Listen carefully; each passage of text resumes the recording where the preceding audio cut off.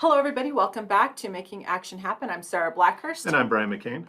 We have a little bit different but a fun show for you today. We're not going to talk.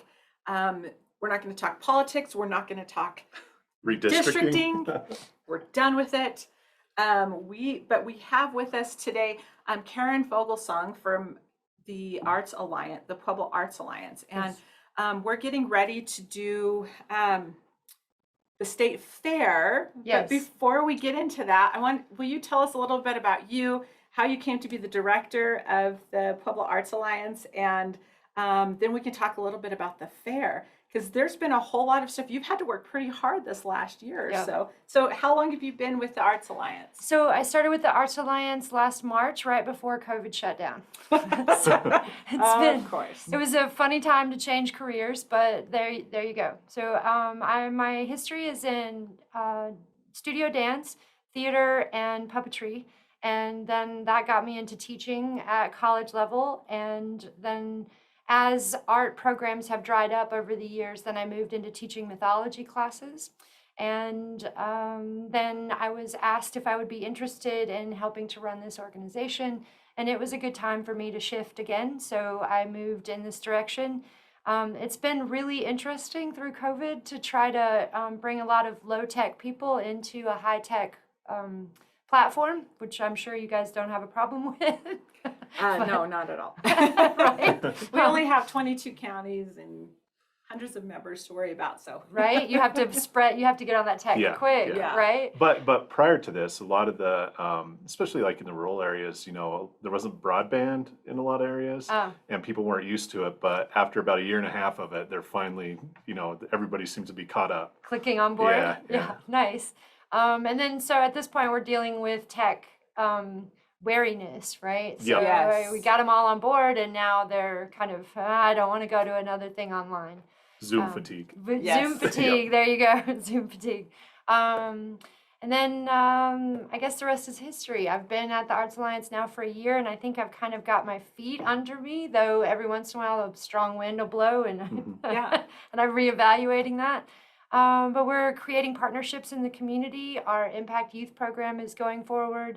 And I'm really excited for the Chili for Holy Festival this year also, that's going to happen. We have some neat things lined up. So are you guys a 501c3 or a 501c6? C3. Oh, so you're C3. Yes. So you do everything by donations and grants and all of that? Yes. That's how you do that? Yes. How many employees does the Arts Alliance have?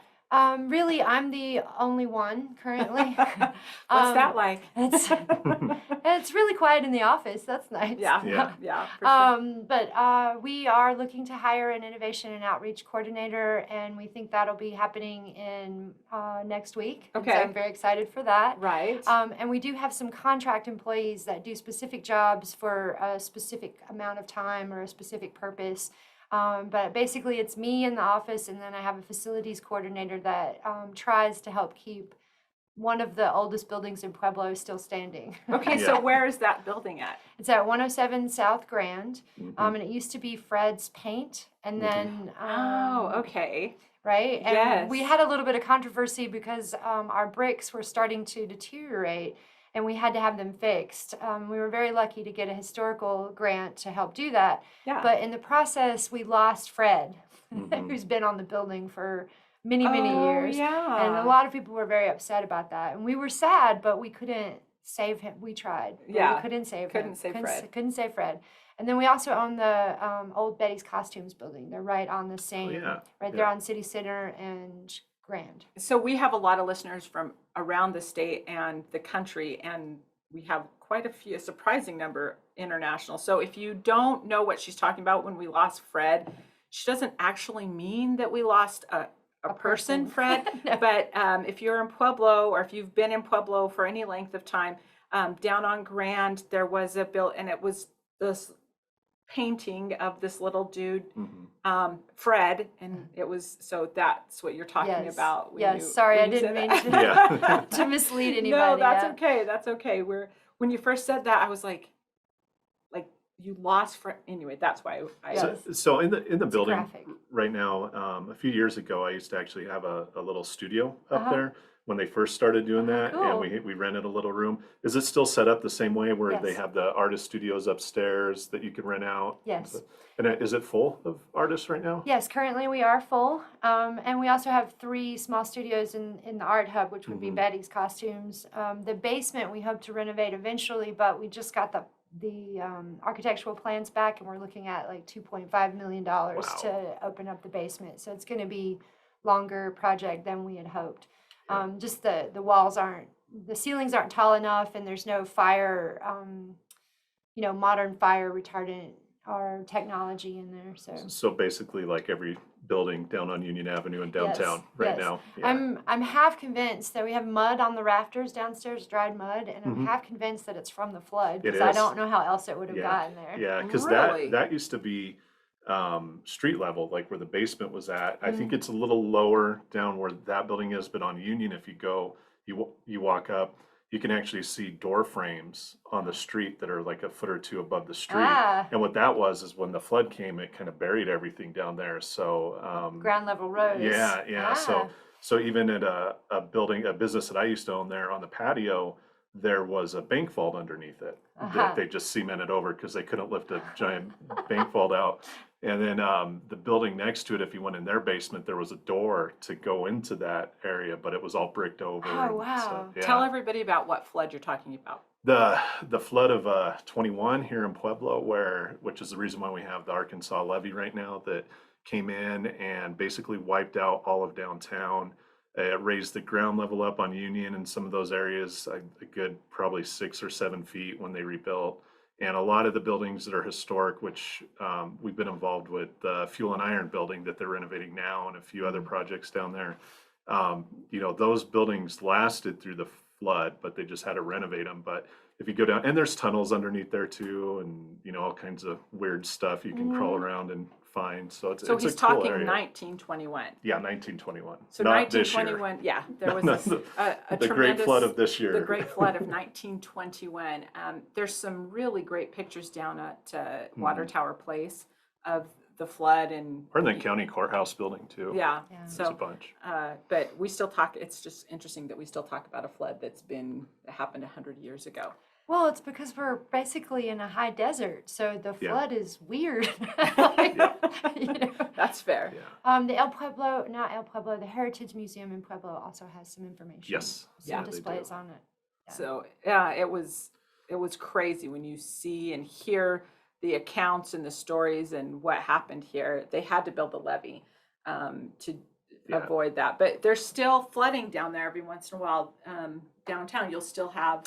Yeah, I think that's more of a drainage issue with It is, which happens everywhere. So did you move from somewhere to Pueblo for the Yes, position? I Where did you did. come from? I am originally from Hernando, Mississippi, and I graduated college at Memphis State University, which is now the University of Memphis, and then I just ran from the South as fast as I could.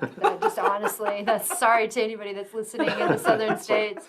But I was trying to find some place that was less racist and less prejudiced in general, and if I just felt squashed there as a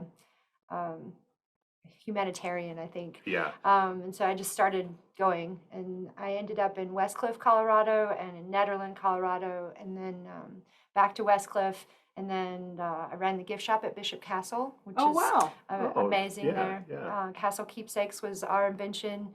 And then I just decided that I needed to come down the mountain. And what year did you do that?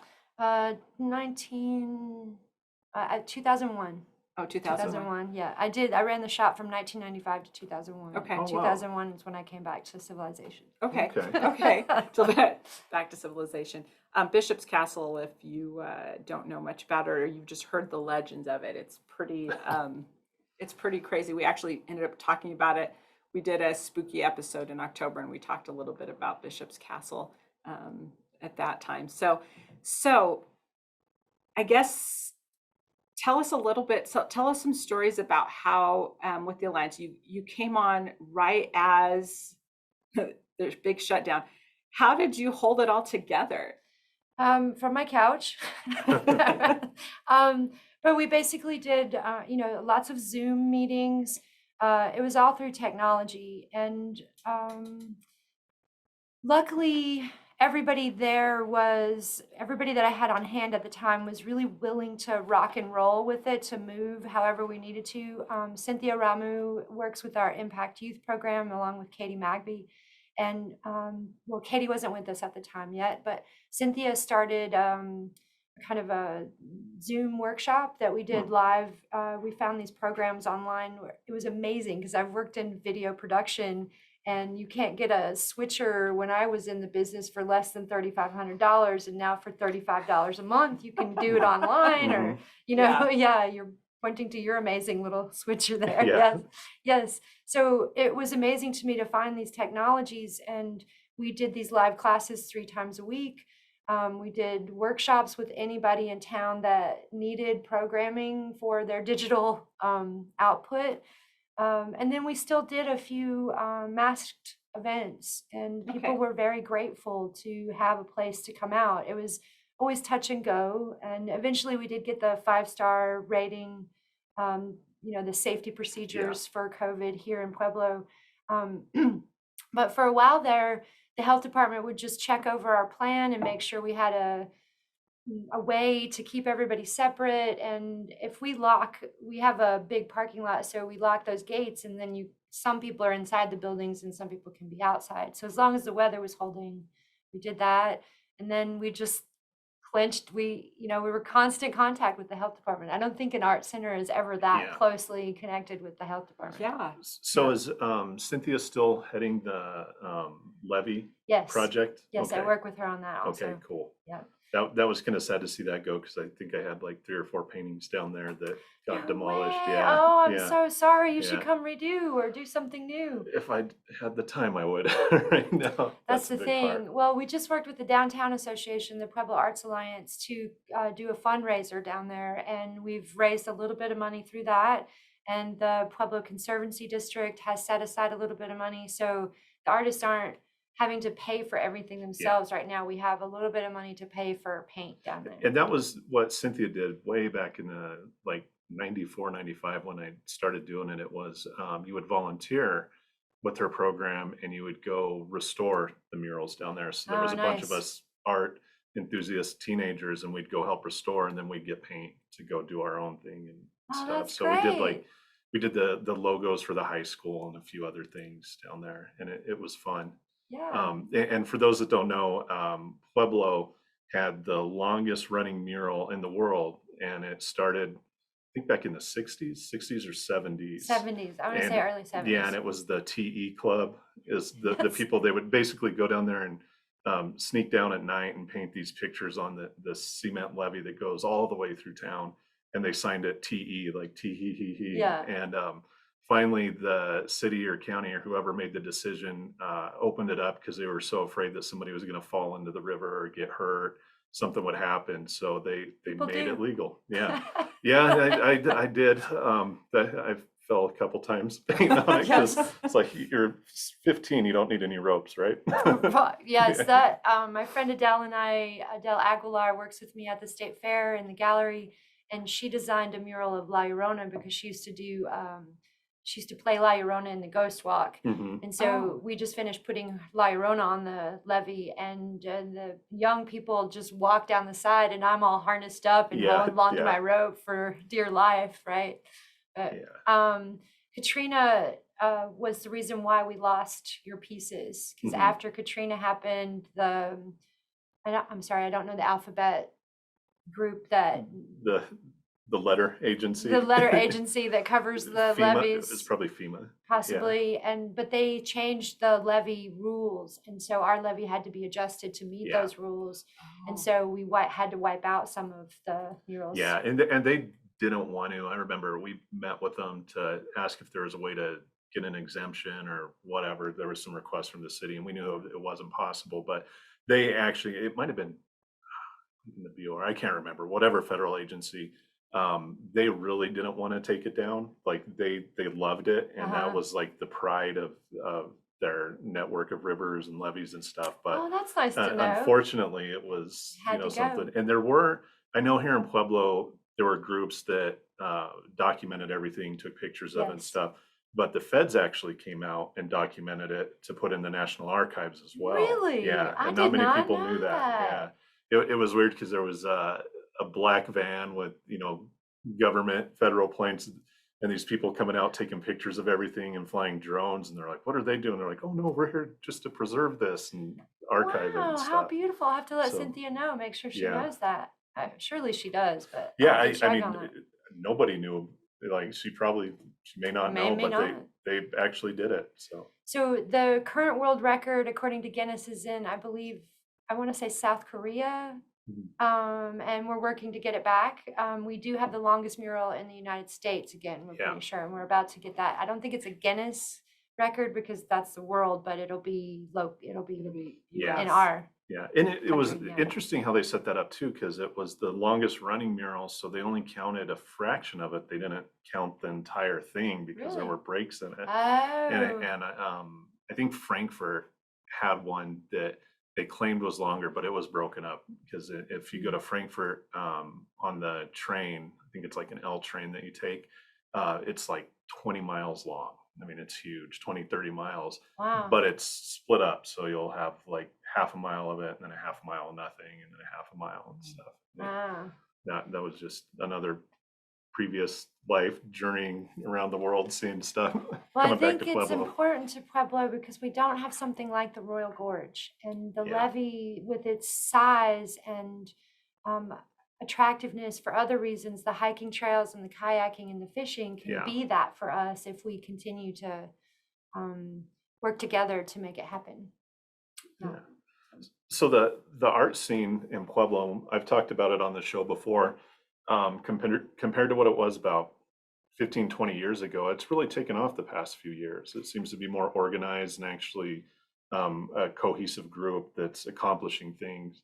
Whereas when I was younger, it was basically that we didn't have a support. You know, we Yeah, didn't have a support system. If you wanted to do art locally, it was like good luck kind right. of thing. You know, you'd have the art guild show once a year and then the state fair show, and that was Yes. basically it. But Yeah. now it's actually thriving here. I think so. Yeah. Yes, there are several galleries in town. We have Blowback Gallery, which is kind of cutting edge and youthful, and they have concerts inside. And then you have Steel City Artworks, which is more um, kind of the bulwark of the industry. And then you have artists like John Wilbar or Michael Boyd or Rado Mhm. or the Latkas that have blossomed out of Pueblo, and they've done work internationally and nationally. So that brings more attention Yeah. to the up and coming artists.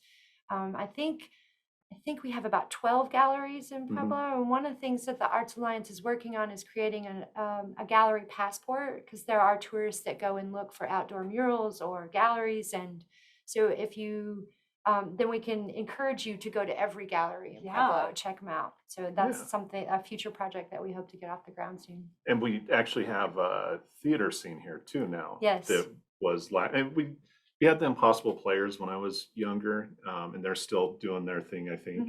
Yes. And then, but now it seems to be more. There's more options and Mhm. more things going on when it comes to theater. There's a lot of little improv groups going on. Mhm. I can't even begin to name all of them. And there's also Steel City Mhm. Theater Company, and we had Damon Runyon for a little while, but I don't think that they're going right now. No, I don't think they are either. PCC does a little bit of theater, Pueblo Community College. And like I said, I think the biggest push is in the smaller groups that are performing in the restaurants and Yeah. in different venues around town. Are they still doing the 24-hour film festival? I don't think so. I think Oh. Wake Up Pueblo has started a 48-hour film Okay. festival, but I haven't seen the 24-hour film festival advertised in a while. Those Yeah. hurt. Those hurt. I've Yes, done they a do. few of them and they hurt. I have too. Yes. They're so fun though, Yes. just to see what comes out of them. You know. Yes. Yes. So where, if somebody was wanting to go see some of these galleries and just do some of the where does the performance is happening, and also where are the galleries at? So there are a few spread out around town, but for the majority, they're in what we call the Creative Corridor or adjacent to the Creative Corridor. And this is a designation that the Arts Alliance worked with the state and with local government officials to create. And it includes Mesa Junction, Union Avenue, and Main Street areas. And the majority of our galleries are on Union, and then we have a couple like Artisan Textiles is in the Mesa Junction. We have these great things that are happening. The places like Bite Me Cake Company are opening up their walls for gallery space. And I just spoke with some folks over on the south side of town near the fair at a thrift store, and they're taking the back of their thrift store and turning it into an artist gallery, and they're very excited about that.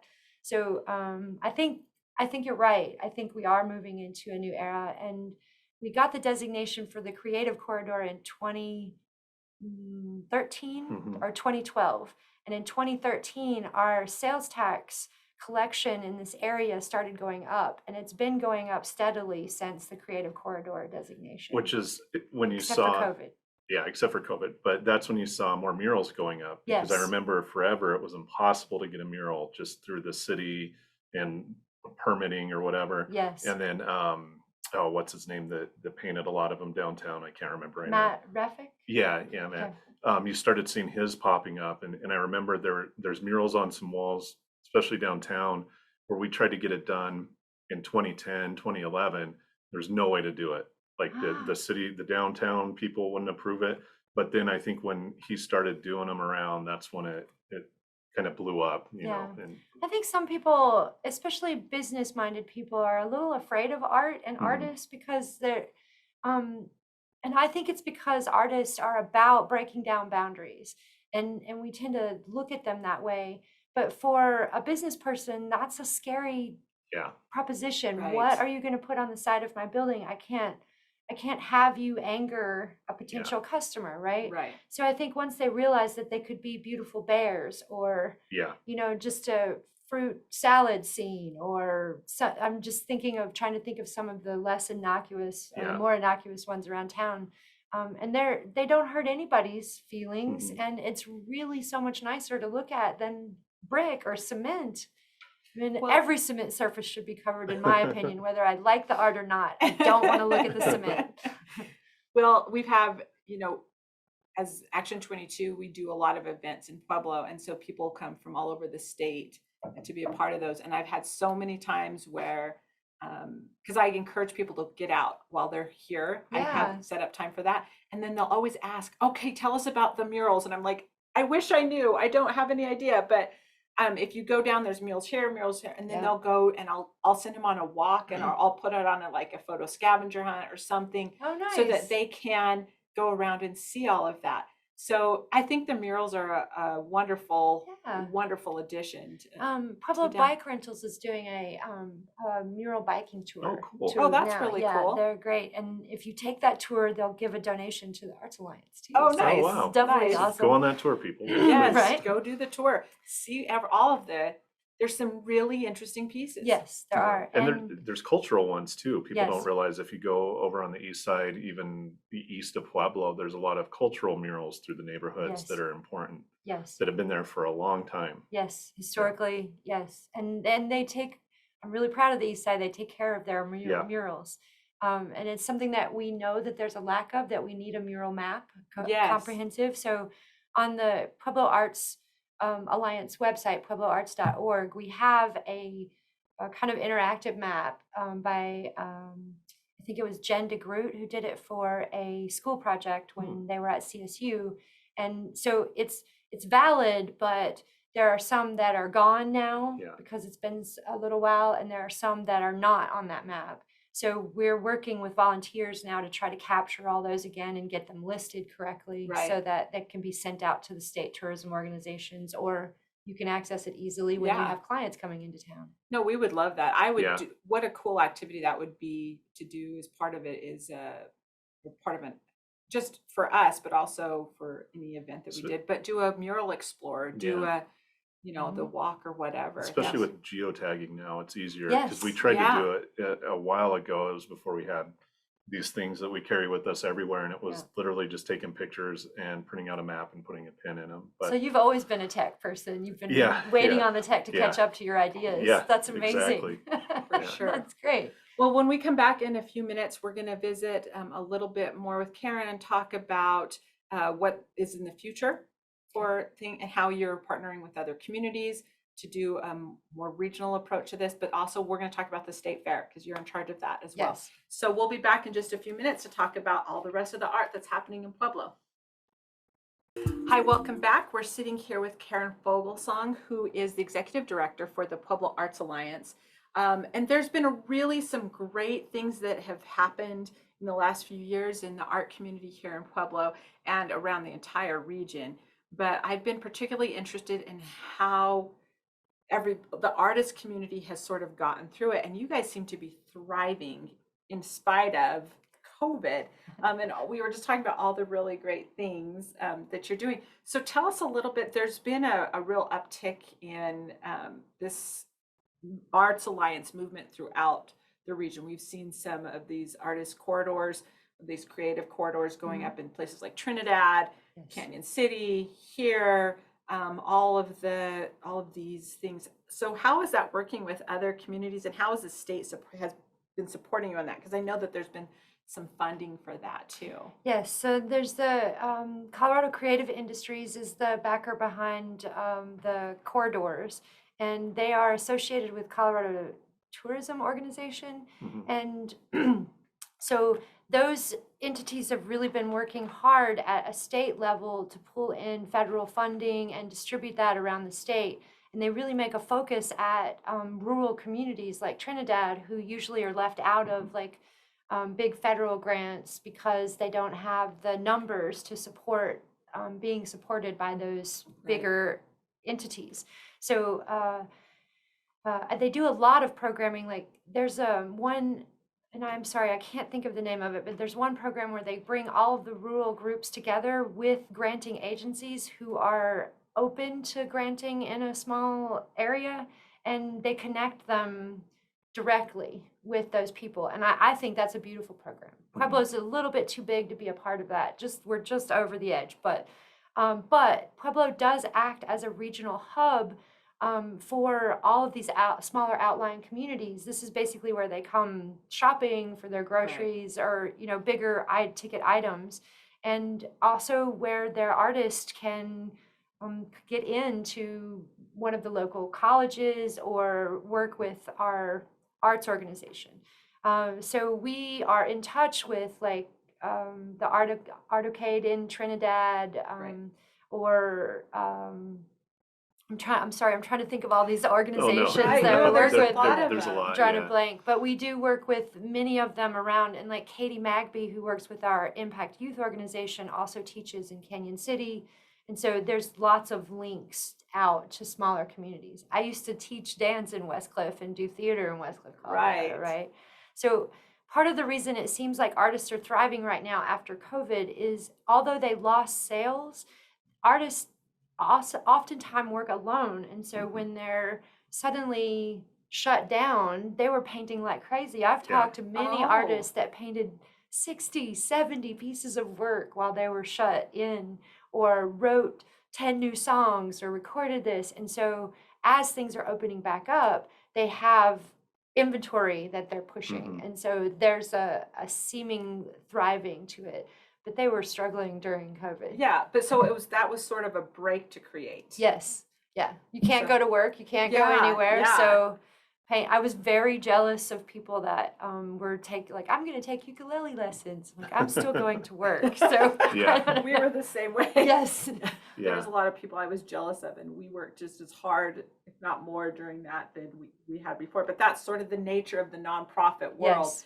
Is we're hearing a whole lot of that. Yes. So let me ask you this, because I hear this almost every day from any of our friends who are running nonprofits. A lot of the directors are having that fatigue, that nonprofit fatigue, where they're trying to make up for the previous year and they're trying to do all of that right now. How have you been with that? Well, that fatigue is all kind of mixed in with working at the state fair also at the same time. So I don't know that I can differentiate between it, but it has been difficult.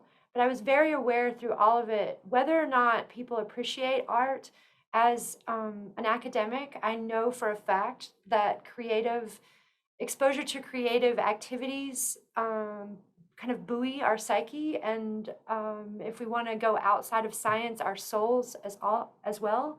And so I knew what we were doing was very important. It was very important for us to push and have a chalk art festival at Bingo Burger's parking lot while everybody was shut down, because the few people that could drive by could see normality, right? Yeah.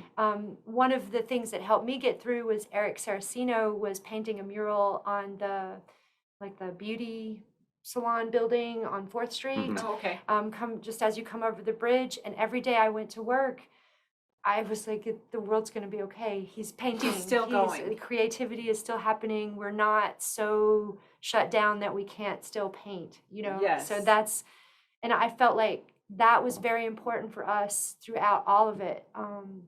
At the end, as people start hitting their Zoom fatigue, we started losing participants in our online workshops and things. And some of my people that I work with would come to me and say, why are we doing this? It doesn't seem like, and I said, it's very important that we continue to do this, whether they come or not. Right. This is there, and it helps to create this feeling of humanity is still here, Yes. right? We're still moving forward. We don't want to devolve into like some dystopia world, right? And the arts help to make us feel like we're human and we're connected, and we keep going. So that leads into my favorite thing of the state fair, which is the art show. Oh, right? Yes. That's there every year. That's my favorite part too. Yeah, it honestly. is. That's the only too. thing I want to see there. I told her the same thing yesterday, that's really what that's what I go to the fair for. Right. Yeah, yeah. How were the submissions this year for it? Well, okay, in 2019, we had about 430 submissions, and no, I'm lying. 2018, 430. 2019, we hit 750 around, Wow. and we were very excited. So this year, we are back down to the about 430, 440 place. Okay. So it's kind of normal because 2019 was this big jump. We were hopeful that we would have more, but from what I'm hearing around town, I'm pretty sure that there's going to be a lot of people at the grand opening tonight. Okay. So I'm very excited about that. And we saw the quality of art definitely has this kind of ebullient quality to it because people were locked up painting like crazy. Yeah. That was my next question. How did the shutdown and being locked up affect artwork? And well, one good thing about being shut down was that FEMA was renting the building that the gallery happens in, and so we were able to paint the entire building white this year. good. We were way late getting into the building because of COVID and everything, so Right. it kind of squished everything, but everything is white, which is amazing. Because in the past we had this kind of beige color Yes. on one side, and every year we would try to match this color, but it's deteriorating. It's and impossible. Yeah. so we had done everything we could do to like angles and stripes and, you know, and still your focus was still on the art, but now it's Yes. all gone and it's all white. It's all white. Yes. The floor too? No, the floor's Floor's still still it's blue? gray, kind Okay. of Yeah, blue blue gray. gray. Yeah, Yeah. that industrial cement Yes. color. Yes. Shop paint. Yeah. So yes, basically, because in the winter that building is indoor archery and indoor horseshoe. So literally, when we get the building and when we start gearing for fair, the first thing we do is pull arrowheads out of the walls. You know? So, and I think this is beautiful. This shows this is a community building. So Yeah. Pueblo. Yes. And everybody's using it, and we just take turns and we keep rotating, you know? So, and when they come back, the walls are all pristinely white again and they can shoot arrows at them. And they can shoot arrows. So next year, can I just bring in some frames and do an installation and just put a frame around the arrowheads? Oh, That there you go. I've thought about that. I think that would be neat. I think we should one year Yeah. at least. But I'm not allowed to enter any art because I'm the coordinator, so I haven't been able to do that. So Yeah. maybe you should come Do do that. that. Yes. So tell me about the installation this year. So it's gone really smoothly. We've had Pueblo Community College does an internship with us and brings several interns. This year we had 4, and I'm not going to name them because I can't remember everybody's name. But Anna, not their full name. Anna Reskovich is the teacher at PCC that leads that class. And they were very helpful. They did the entire emerging hang, and my partner and I like kind of give them an idea of what our themes are or what the look is we're looking for, and then they facilitate that, and we do the professional side and the kind of overall room. And it's been going really well. It's actually gone so well that I've had a few panic attacks because I'm waiting on the waiting other for Yeah, shoe something to to fall. happen. Too Yes. smooth, right? Yes, something is wrong. I'm knocking on wood right now. Yeah.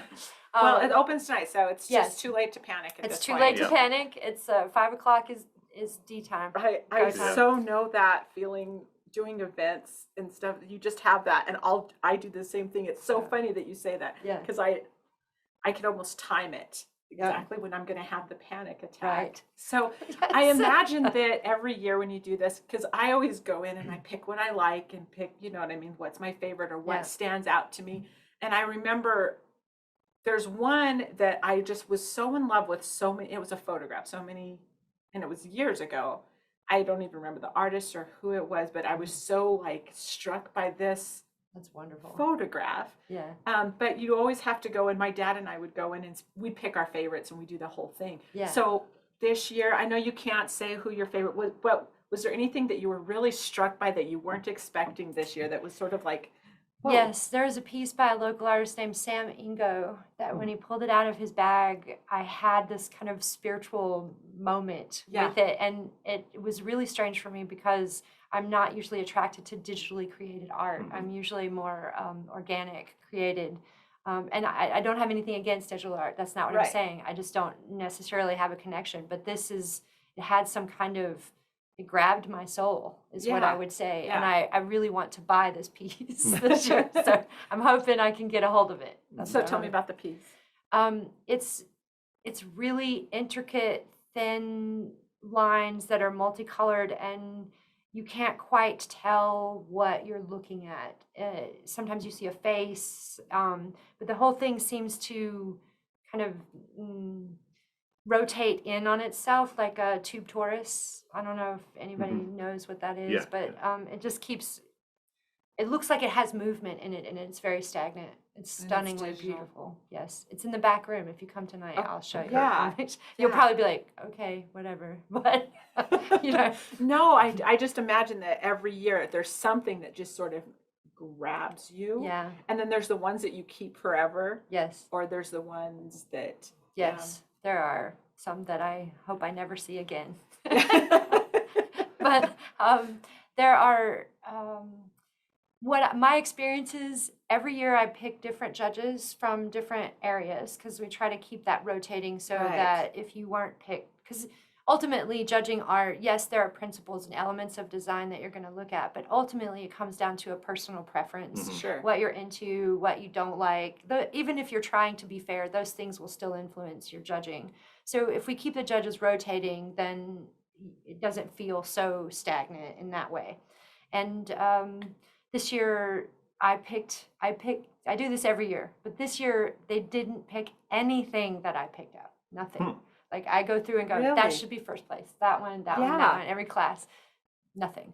Nothing Not a that you single pick. piece. Not a single piece. Is that the first time that that's happened? It's the first time it's been completely across the board, but usually Really? they go Huh. away from some. It just shows you how subjective art is. You know? No, It's it's just, well, and I think probably the judges are going to come from a different, like a mindset has changed in the last little bit. I was telling you Mhm. on the break about my friend who has turned into an artist. I mean, she does all this really great dresses, but then she was just feeling like she needed to do a creative dump. She literally throws paint at dresses and then they become a print. Like you can have the fabric printed, and oh wow. there's been this big write-up. But you know, when you look at it, and if you know her, and she's like this really sweet, positive, never a negative word, and then you see these dresses, you're like, whoa, because it's like black and dark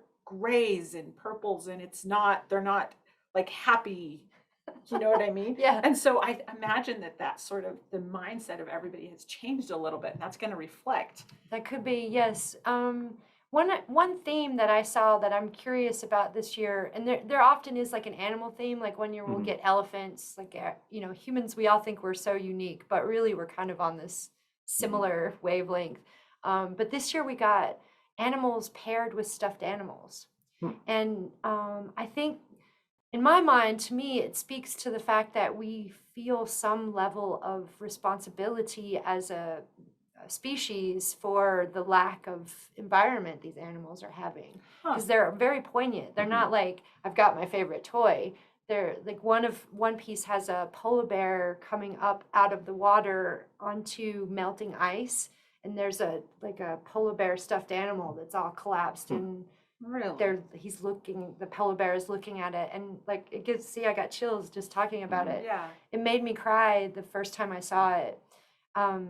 So there's some level of depth in there, but I don't know that there's always artists that are contemplating forever or some philosophical aspect. But I do think that that's I think that living paired with the non-living estimate of a thing is coming out of the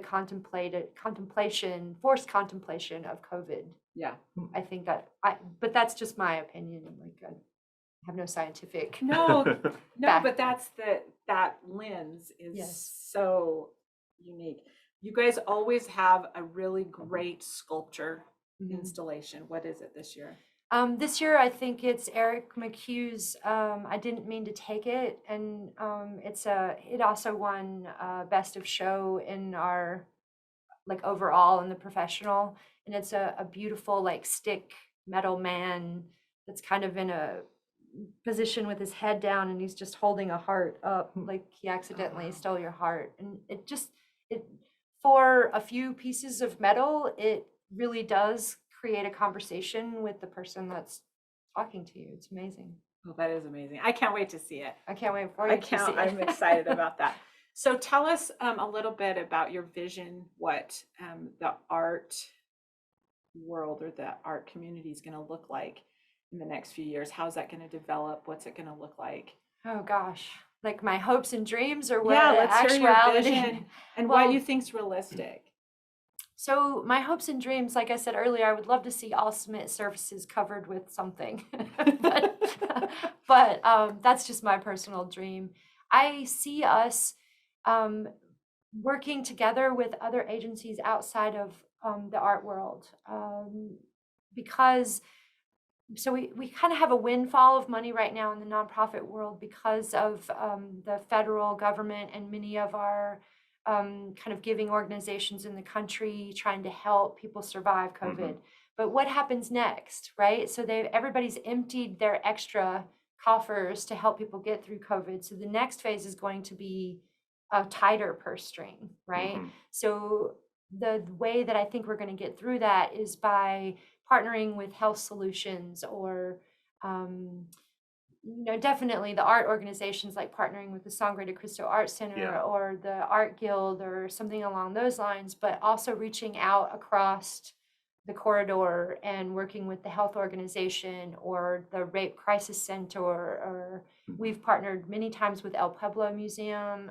We've also, our Impact Youth has done working on a project with Stop the Stigma, and that's a local organization. Actually, I think they go beyond, but we have a local chapter with Stop the Stigma. And so the levy, you have to be 18 years old now to go out there and paint. So Impact has figured out a way that the youth group can work on this Stop the Stigma sign by bringing in an artist that works with stencils, and the students are helping to make the stencils, and then the artist will take those stencils out and put the image on the levy. Oh, wow. So I see more of that cross pollination happening in Pueblo itself, and I think it's going to happen around the country also. Well, one thing, we work with Mount Carmel on a lot of stuff, and they're a veteran service organization out of Colorado Springs, soon to be Pueblo and Trinidad. And they had their Veterans Art Show a couple weeks ago, and the VA was really pushing that too. And it's weird because that's not the organization, like the Veterans Administration wouldn't be the organization that you think would latch on to that. I know some of the other, like the GSA, like they have an art program for federal buildings, and when I had a federal office, they'd send us art and all this. But the VA has switched more to art is important, it's cathartic, and it's a very important piece of the healing process. Yes. And every VA veteran service office that I've been in now, it's filled with art. Yes. And I think that shows something of it, because people say when budget cuts come, they cut Art art first. art Yep. first, but they don't realize that it's so important, Yes. especially for our children, that creative outlet, and then it teaches you to think and Yes. function and be analytical. Don't get me started on all the surveys about how creative thinking helps analytical Yeah. thinking. I mean, I just think it's so silly that we're debating over which is best. So Yeah. come on, we're Yeah. human. We need them both. Let's Yeah. just work on both. But like music and mathematical Yes. skills or proportion in a piece, or with theater, I'm constantly trying to get people to understand that, like in Pueblo, I was not teaching the next Johnny Depp. Yeah. It's I could have been, but it's unlikely, right? Yes. So what I was really doing is helping these people of different religions, of different genders, of different socioeconomic backgrounds, to work together to meet a deadline, and we always did. Mhm. Yeah. We always did. And that's the happiest thing about art. Any form of art practice to me is that people have to work together if they want to see the finished product. Mhm. And And they have to be empathetic together too. empathetic together. Which a lot of people think that artists are more empathetic, but a lot of times I've found is they're not. They can be isolated. Yeah, Yes. they're very isolated, Yeah. and if any group needs to learn that, it would be art students and theater Right. students. Well, I mean, it helps with you do a theater project and it takes your mind off of the stress of nursing, but it also keeps teaching you to work together Yeah. and work with other people, And what you're saying about therapy is absolutely true. It is, people have realized that when budgets get cut, yes, we cut art, but how inexpensive is it to go buy some paintbrushes and paint and let your people work on a theme? Yeah. No, it's such a, and it's on a same sort of line of thinking. We've been having a lot of discussions about how some of these art funds should be spent. Mhm. And so they have this pot of money and how it should be spent. And I want to scream, don't worry about the necessities, work on how we see ourselves Right? and how powerful it is. So one of our good friends has this idea about putting a gondola in. Oh, And yes. we're like, yeah, totally do that. You should totally do that, because it's about how you see ourselves. But Yeah. the art is the same thing. It's a reflection of how we see ourselves. Yes. And the better that we do that, don't you think is what's going to change? I think is the better we can interact with one another, the less likely we are to blow each other up. Yeah. Yes, yes. Yeah. I do. Right. And just I don't think art is the answer to all issues. I'm not that person. But I Right. do think that it is an integral part of being a human being, period. It There's is. no, like, it's not special to be an artist. I think you have artistic talent. You have creative talent. I have creative talent. Everybody should be doing something to like your friend who got this, she's probably all happy and positive because she got all this gunk out Mhm. Yeah. on the fabric. Yes. And it's great. And other people are relating to that. They have to look at her work, and then go, how does this go together? Or even if they don't know her, they have to look at her work and go, what does this mean? Why Yes. am I attracted to it? Why am I feeling repelled by it? Those are questions that make you look at yourself again. So self-knowledge. Yeah. And then if you can find some way to relate to it, then you've created a relationship with a stranger. You don't even know them. Yeah.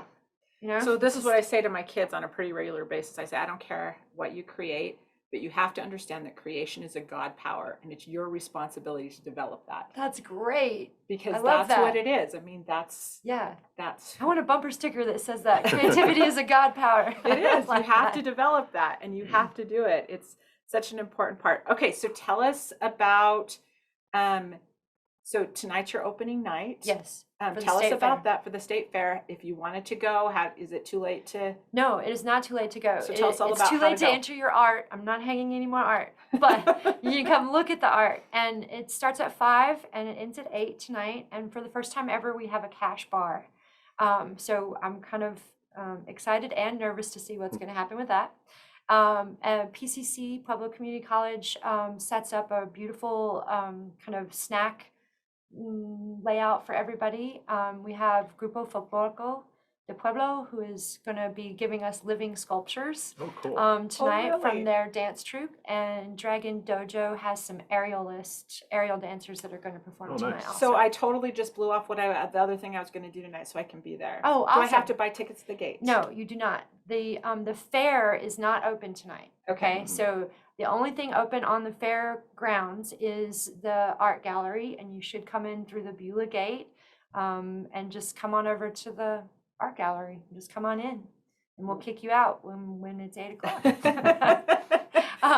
But starting tomorrow, the fair opens. Tomorrow's the Right. first night of the fair, and then you have to pay to get into the fair before you can come to the Fine Right. Arts Gallery. It's kind of an exhibit, or I like to think of it as a ride. Yeah, yeah. There you go. It's my ride. But please come on out and join us. We'd love to have you, and we'd love to see what kind of conversations you have with the art. I'll be there tonight. Are you going to go? Not tonight, actually. My daughter is in a play, so she's practicing Oh. tonight. So Oh. That's a wonderful yeah, excuse. she kind of I'll take that. she didn't get the role she wanted, but she got the narrator of the play. Ooh. And I told her, I was Nice. like, no, that's huge, That's a big Violet. deal. Like, you're There you going to go. be on stage talking the entire time. And then she was kind of heartbroken. And then when she talked to the teacher, he's like, no, this is That's the driving incredible. force of the play, and you're going to have the most speaking time and all that. So she's pretty excited now. As a youth director, my first thought was that she probably had a really clear, crisp speaking voice. She And does. the director was like, you. Yeah, she does. And Yeah. so she's excited. So, all right. So with that, we're out of time. We'll see you guys next week. We'll see everybody who are friends and fans at the Legislative Barbecue tomorrow night, and then we'll talk to you next week. Thank you.